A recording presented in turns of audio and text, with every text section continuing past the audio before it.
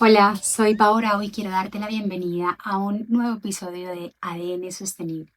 Si esta es la primera vez que llegas a este espacio, gracias por estar aquí. Y si llevas ya tiempo conmigo, acompañándome, gracias por hacer parte de este camino conmigo. Hace 2 años decidí abrir un micrófono para hablar de sostenibilidad. Y digo abrir un micrófono porque mi investigación sobre la sostenibilidad no comenzó hace 2 años. Realmente llevaba muchos años haciéndome preguntas, trabajando con organizaciones, acompañando procesos de transformación, observando personas, empresas y territorios.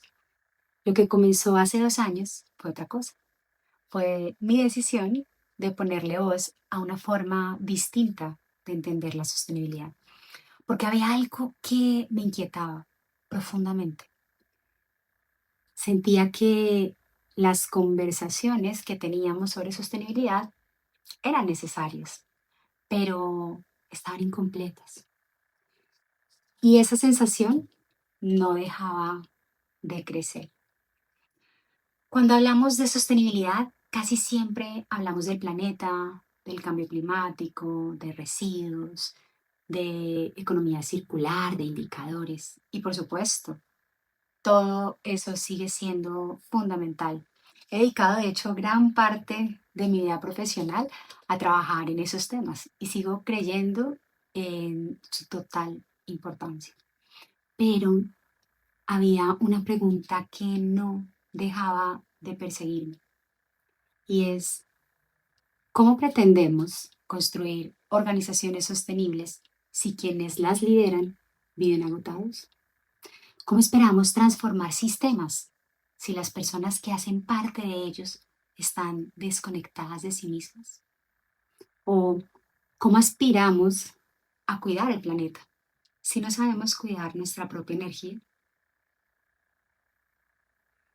No encontraba esa conversación en ninguna parte y quizá por eso nació este podcast. No para enseñar una nueva teoría, sino para explorar una pregunta que sentía que estaba haciendo falta, porque empecé a sospechar que la sostenibilidad no era solamente una conversación sobre el mundo que habitamos, también era una conversación sobre desde dónde lo habitamos. Y esa diferencia cambia absolutamente todo. Lo que realmente estaba investigando cuando miro hacia atrás y reviso estos 2 años de episodios, ocurre algo curioso. Durante mucho tiempo pensé que cada episodio hablaba de un tema diferente. Un día hablábamos de liderazgo, otro de burnout, otro de propósito, de límites planetarios, de turismo, de empresas. Incluso hasta hablamos de meditación y de autenticidad. Parecían conversaciones distintas, pero hoy, 2 años después, creo que todos los episodios estaban intentando responder exactamente la misma pregunta. ¿Qué hace que una vida pueda sostenerse en el tiempo sin romperse por dentro? Y esa pregunta empezó a cambiar. No porque encontrara respuestas rápidas, sino porque cada respuesta abría a una pregunta mejor. Hay algo que he aprendido durante estos años. Las respuestas tranquilizan, pero son las preguntas las que transforman. Y quizá esa sea la esencia de ADN sostenible. No venir aquí a decirte cómo deberías vivir, sino compartir contigo las preguntas que a mí me han obligado a vivir diferente. Porque cada vez que una de esas preguntas me incomodó, terminó cambiando alguna decisión importante en mi vida. La primera gran observación, fíjate cuándo fue, o algo que empecé a notar una y otra vez. Lo veía en organizaciones, en líderes, lo veía en emprendedores. lo veía en amigos incluso. Y sobre todo, lo veía en mí. Conocí a personas increíblemente exitosas, pero profundamente agotadas. Personas que habían alcanzado todo aquello que algún día soñaron y aún así vivían sin energía. Empresas que hablaban de bienestar mientras sus equipos sobrevivían al estrés cotidiano. Personas que parecían tener una vida admirable desde afuera, pero que por dentro sentía que estaban sobreviviendo. Y entonces empecé a preguntarme algo que nunca antes me había cuestionado. ¿Qué tal si el verdadero problema no fuera el exceso de trabajo? Si fuera más bien el lugar desde donde estamos viviendo ese trabajo. Porque piensa en algo. Dos personas pueden hacer exactamente la misma actividad y terminar el día con estados completamente distintos. Una una termina, por ejemplo, con la sensación de haber vivido un día llena de sentido, mientras que la otra termina completamente drenada. ¿Por qué? ¿Qué está pasando ahí? Durante mucho tiempo no tuve una respuesta. Solo tenía la intuición de que algo había mucho más profundo ocurriendo. Y esa intuición, digamos que empezó a aparecer también en mi propia vida. Entonces, ahí creo que ocurrió ese primer gran cambio. Durante muchos años investigué la sostenibilidad como consultora, como ingeniera, como emprendedora, como alguien que quería ayudar a transformar organizaciones. Pero poco a poco esa investigación empezó a tocar mi propia vida. Y cuando eso ocurre, ya no puedes seguir observando desde afuera. Empiezas a convertirte en parte del experimento. Yo también tenía rutinas, meditaba, leía, hacía ejercicio, intentaba cuidar mi alimentación. Desde afuera parecía una vida bastante saludable, pero hubo una pregunta que cambió todo. ¿Por qué hago realmente todo esto? Y descubrí algo que no esperaba. Muchas de esas rutinas que parecían saludables seguían naciendo desde el mismo lugar, la autoexigencia. Meditaba para rendir más, descansaba para volver a producir, hacía ejercicio para ser más eficiente.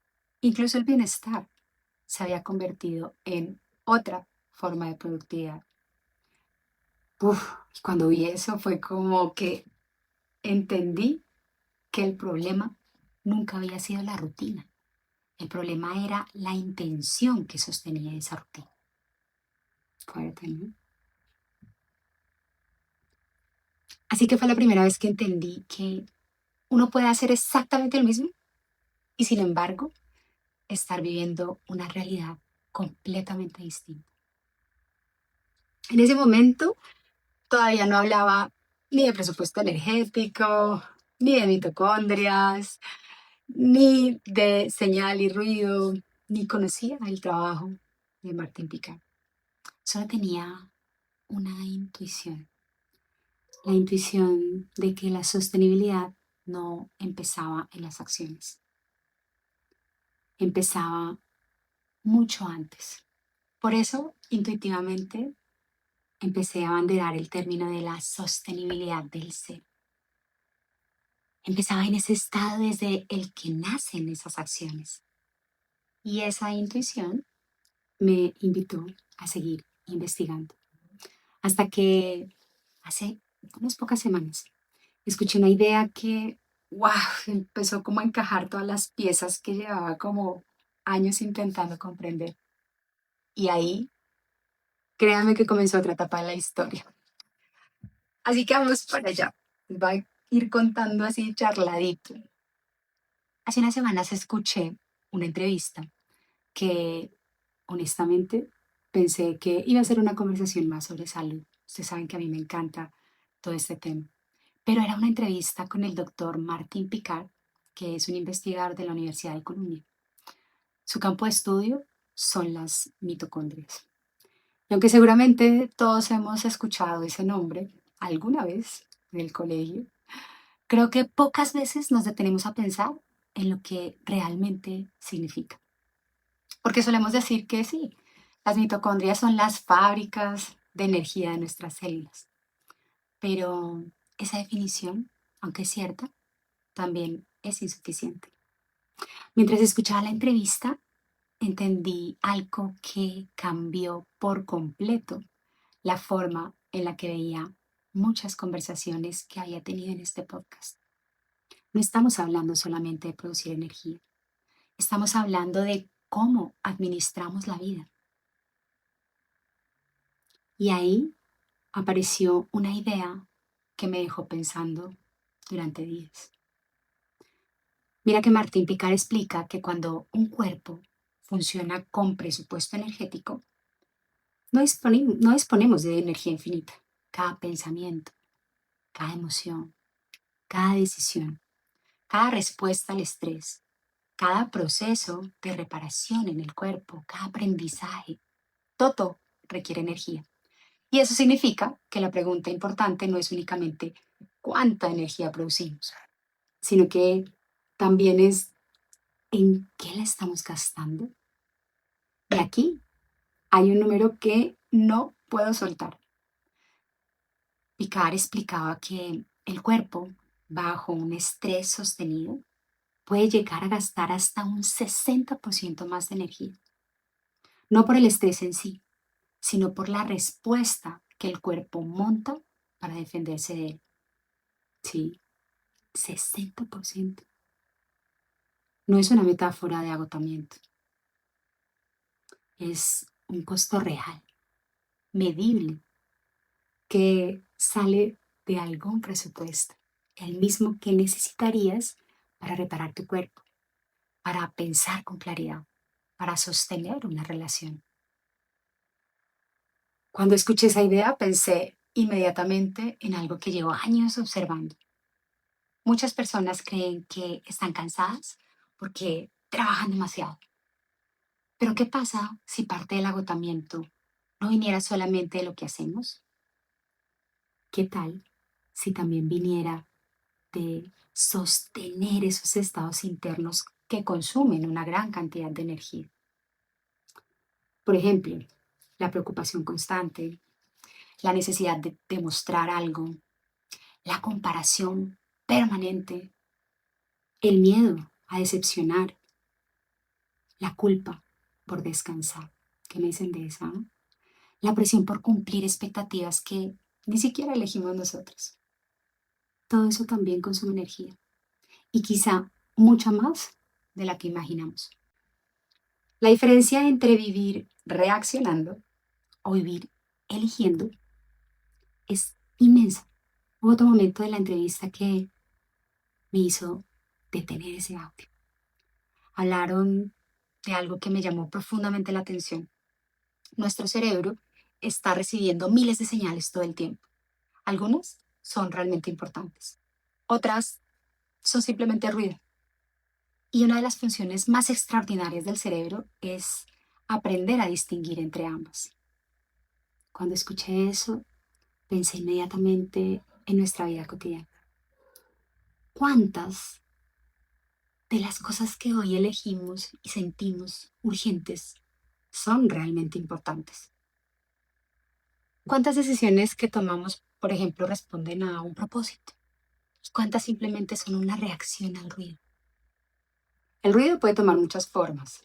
Ejemplo, las expectativas sociales, las redes sociales, la comparación, la velocidad a la que vamos todo el tiempo en la vida, la necesidad de responder inmediatamente a algo, la productividad entendida como valor personal, incluso nuestras propias creencias. Y cuando vivimos reaccionando constantemente a ese ruido, nuestro sistema permanece alerta, como si todo fuera urgente, como si todo fuera una amenaza, como si nunca hubiera tiempo suficiente. Picard le pone nombre a lo que pasa cuando esto se sostiene demasiado en el tiempo y él lo llama la resistencia energética.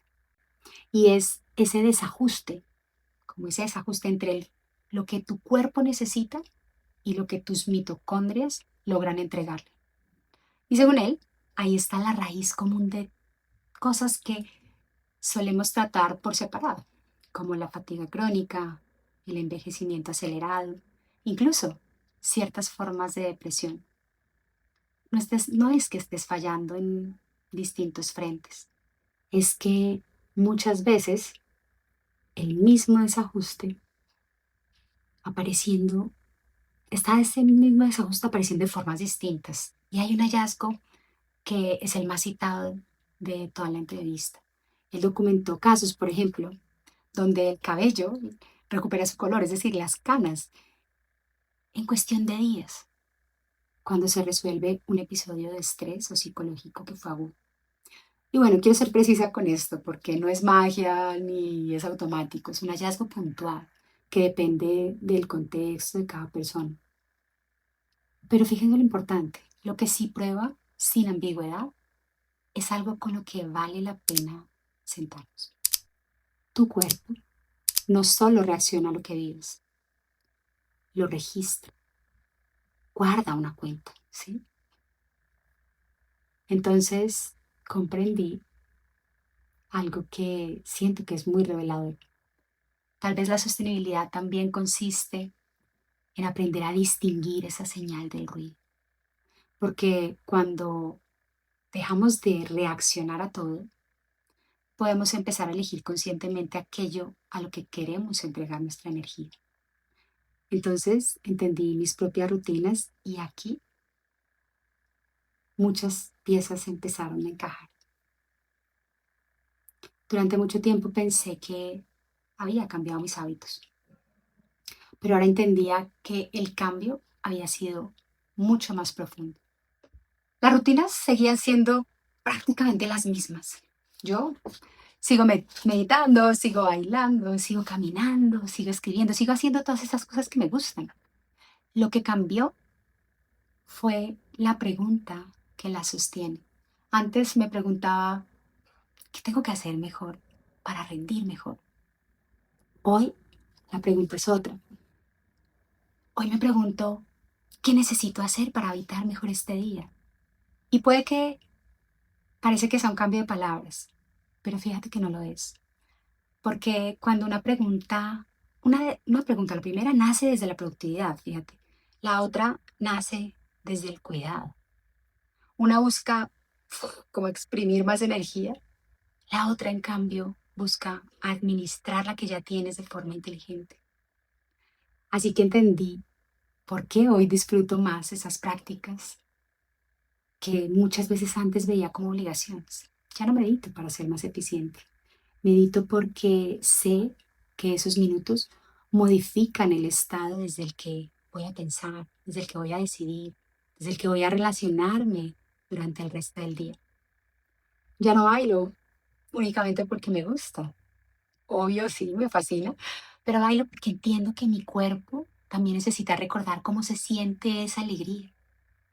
Ya no descanso cuando mi cuerpo colapsa, sino que intento ser consciente para descansar antes de que llegue a ese punto.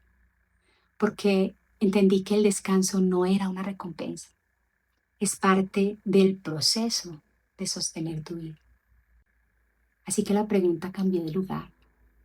Y fue entonces cuando entendí que llevaba años haciéndome la pregunta equivocada. Yo preguntaba, ¿cómo puedo hacer más? Hoy me pregunto, ¿desde qué estado estoy haciendo lo que hago? Y esa pregunta cambió mi manera de trabajar, mi manera de liderar, mi manera de construir empresa, mi manera de relacionarme conmigo misma, mi manera de entender el éxito. Comprendí algo que hoy me parece evidente. No tomamos decisiones únicamente con la cabeza, las tomamos con todo el estado interno que estamos habitando en ese momento. Y ese estado tiene una dimensión emocional, una dimensión mental, una dimensión corporal y también tiene una dimensión biológica. Así que, nuevamente, la energía no es una metáfora, es una realidad que atraviesa cada decisión que tomamos. Poderoso, ¿cierto? Curiosamente, cuando entendí todo esto, recordé una frase que llevaba años diciendo, una frase que nació mucho antes de escuchar hablar de mitocondrias, de presupuesto energético o de la diferencia entre señal y ruido. La sostenibilidad comienza en el ser. Durante mucho tiempo fue una intuición. Ahora empezaba a comprender por qué también podía sostenerse desde la biología. Pero aún faltaba como una piecita. Porque entender cómo funciona nuestro cuerpo es solo una parte de la historia. La pregunta importante es otra. ¿Qué hacemos con ese conocimiento? Porque comprender algo no cambia una vida. Lo que verdaderamente la cambia son las decisiones que empiezan a nacer a partir de esa nueva comprensión que tienes. Y ahí fue donde toda esta investigación empezó a transformar no solamente mi manera de vivir, sino también la forma en que entendía las organizaciones, el liderazgo, el propósito, lo que yo consideraba a más profundidad sobre la sostenibilidad. Y hay algo más que me llamó mucho la atención, sobre todo mientras preparaba este episodio. Miren que durante años trabajé ayudando a organizaciones a construir estrategias de sostenibilidad. Entonces hablamos de indicadores, de misiones, de economía circular, de grupos de interés, de impacto. Y sigo creyendo que todo eso es indispensable. Pero hoy me hago una pregunta que hace algunos años probablemente no me había hecho. ¿Qué sostiene realmente una estrategia? Pregúntate eso. ¿Qué sostiene realmente una estrategia? Porque una estrategia no se ejecuta sola. Los indicadores no toman decisiones. Los procesos no lideran equipos. Las metodologías no inspiran culturas. Siempre hay personas detrás. Y esas personas llegan cada mañana con un determinado estado interno, con más o menos energía, con más o menos claridad, con más o menos capacidad para escuchar, para crear, para regular sus emociones. Hay días que estamos más irritables, para colaborar o para decidir. Entonces empecé a preguntarme algo que cambió mi manera de entender las organizaciones. ¿Qué tal si el mayor riesgo para la sostenibilidad no fuera únicamente el cambio climático, sino también el agotamiento humano? Piensa. Porque una organización puede tener la mejor estrategia escrita, pero si quienes la sostienen están sobreviviendo, esa estrategia también termina sobreviviendo. Lo mismo ocurre en nuestra vida. Y creo que aquí pasa exactamente lo mismo con nosotros. Muchas veces pensamos que necesitamos cambiar completamente nuestra vida, o cambiar de trabajo, o cambiar de pareja, o cambiar de ciudad, o cambiar de rutinas, o no sé, cambiar de agenda. Y por supuesto, a veces esos cambios son necesarios en algunos puntos, pero hay una posibilidad que me parece todavía más interesante. Y si el primer cambio no estuviera fuera, si ese primer cambio fuera el estado desde el que miramos todo lo demás, respira un poquito de eso. Pienso, por ejemplo, en una conversación difícil? Si llego agotada, con el sistema nervioso completamente activado, probablemente escucharé un ataque donde solo había una diferencia de opinión. Pero si llego regulada, presente, con capacidad de escuchar, la conversación puede ser exactamente la misma, pero la experiencia te aseguro que va a ser completamente distinta. No cambió la conversación, cambió quién la estaba viviendo. Y eso me parece fascinante, porque significa que muchas veces no necesitamos una realidad distinta, necesitamos una manera distinta de habitar esa realidad que ya tenemos.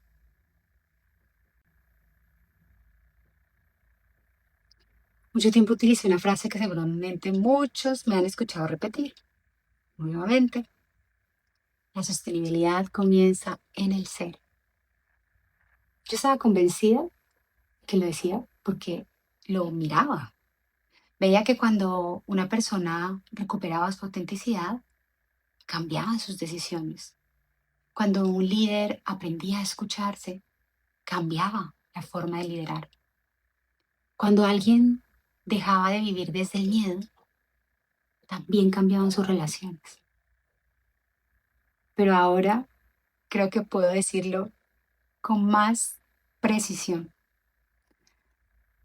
Pues ya no pienso que el ser sea simplemente un concepto filosófico. Creo que el ser es el lugar donde convergen nuestra biología, nuestras emociones, nuestras creencias y sobre todo nuestra conciencia. Es el estado desde el que interpretamos la realidad. Y si cambia ese estado, cambia la forma en que hacemos prácticamente todo. Por eso creo que durante años intentamos transformar el hacer sin revisar el ser. Queríamos mejores resultados, sin revisar las decisiones que los originaban. Queríamos, no sé, cambiar hábitos de pronto, ¿cierto? Sin revisar las creencias que los sostenían. Queríamos organizaciones diferentes, sin preguntarnos cómo estaban viviendo quienes debían liderar ese cambio. Y quizá por eso tantas transformaciones se quedan a mitad de camino, porque intentan cambiar comportamientos sin cambiar la forma en que las personas experimentan la vida. Así que aquí nació una metodología, pero antes nació una pregunta. Muchas personas me preguntan, ¿cómo nació Symbiotic Canvas? Y creo que este aniversario es un buen momento para contarles. La mayoría piensa que primero apareció una metodología, que es la que utilizamos, pero no fue así. Primero apareció una pregunta que durante años no dejó de perseguirme, porque algunas transformaciones perduran y otras desaparecen apenas termina el proyecto, porque algunas personas sostienen cambios profundos y otras, aún con toda la información, vuelven exactamente al mismo lugar. Wow, con el tiempo entendí que el problema rara vez era la falta de conocimiento, sino que era la desconexión entre lo que ya sabíamos y el estado desde el que intentábamos vivir. Y desde esa observación nació una idea muy sencilla. Si queremos transformar el hacer, tenemos que empezar por comprender el ser. No como un discurso inspirador, sino como un sistema, como un punto de partida, como el origen desde el cual emergen nuestras decisiones. Eso fue lo que con los años terminó tomando forma en la metodología que hoy llamamos el Symbiotic Canvas. No porque creyera que hacía falta otra metodología, sino porque necesitábamos una forma de integrar algo que normalmente estudiamos por separado. La biología, las emociones, el liderazgo, los sistemas. el propósito y la sostenibilidad. La pregunta incómoda, y aquí quiero hacerte esa pregunta, no para que la respondas ahora, sino para que te acompañe cuando termine este episodio. Piensa en las decisiones más importantes que has tomado a lo largo de este último año.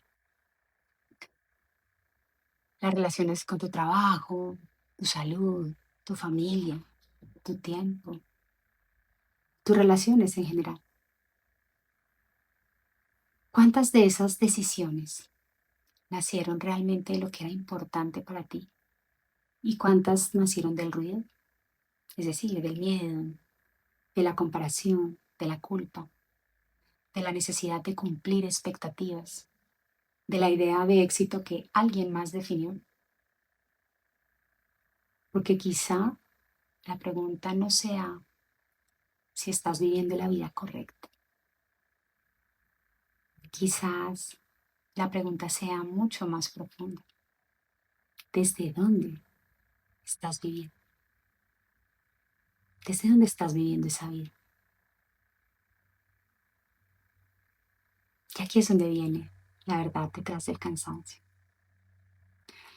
Mientras preparaba este episodio me encontré revisando muchas notas que he escrito durante los últimos años y descubrí algo que me conmovió. Muchas de las preguntas que anoté hace 5 años, 6 o incluso 10, muchas siguen siendo las mismas, solo que hoy las entiendo desde otro lugar, porque ya no las hago para encontrar la respuesta perfecta, las hago para vivir con más conciencia. Y quizás eso sea madurar, entender que las preguntas no desaparecen, somos nosotros los que cambiamos. Y entonces agitamos esas mismas preguntas de otra manera. Yo pensé que evolucionar era acumular más conocimiento. Hoy creo que evolucionar consiste sobre todo en aprender a observar mejor, observar lo que hacemos, pero también desde dónde lo hacemos. Observar cómo responde nuestro cuerpo, qué emociones aparecen, qué historias nos estamos contando, qué decisiones repetimos casi en automático. Y poco a poco así descubrir cuáles nacen realmente de nosotros, de nuestra autenticidad, y cuáles nacen del ruido. Hay algo que me gustaría proponerte, no como un reto, no como una tarea, sino más bien como un pequeño experimento. Durante los próximos 7 días, antes de tomar una decisión importante, detente apenas unos segundos y hazte una sola pregunta. ¿Desde dónde estoy a punto de decidir esto? ¿Desde el miedo? ¿Desde la culpa? ¿Desde la costumbre? ¿Desde la necesidad de demostrar? ¿O desde un lugar que realmente se siente coherente conmigo?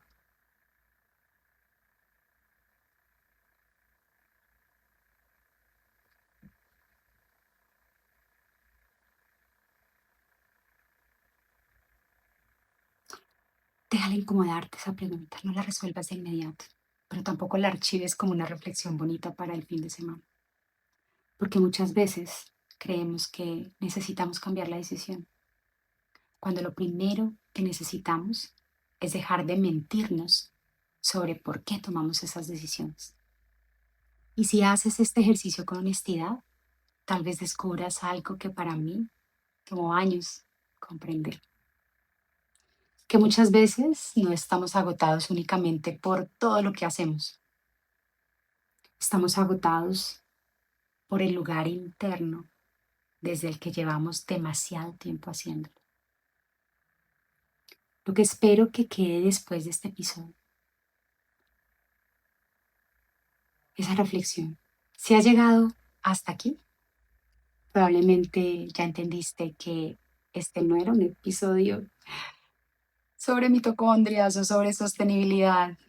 Más bien, es un episodio sobre cómo habitamos nuestra vida. Picard demostró que tu cuerpo guarda una cuenta exacta de cada vez que respondiste al estrés en lugar de resolver. Cada sí que diste queriendo decir no. Cada conversación que enviaste porque era más fácil, o que evitaste porque era más fácil que sostenerla. Cada límite que no pusiste porque te daba miedo lo que pasaría después. Eso es lo que te quiero que te lleves hoy de aquí. No una idea bonita, sino esa cuenta que tu cuerpo ya lleva con o sin tu permiso. Piénsalo. Hace 2 años abrí este espacio porque sentía que la conversación sobre la sostenibilidad necesitaba ampliarse.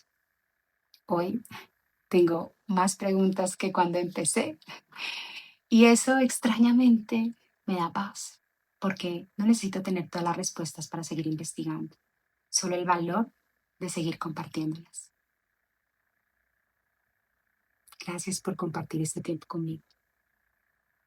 Si llevas aquí desde el primer episodio, gracias por acompañar la evolución de este espacio. Y si este fue el primero que escuchaste, espero que no sea el último.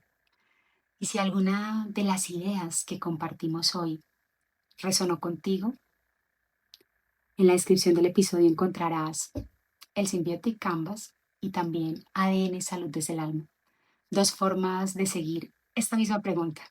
Una en tu organización y la otra en tu cuerpo, en tu día a día, en tu cotidianidad.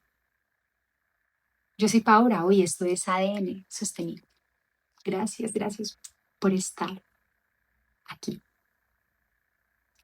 Y antes de irte, quiero decirte o dejarte con lo único que de verdad importa de todo lo que hablamos hoy. Si tu cuerpo lleva un registro exacto de cada vez que dijiste sí, queriendo decir que no, ¿qué llevas posponiendo, escondido, detrás de la palabra cansancio?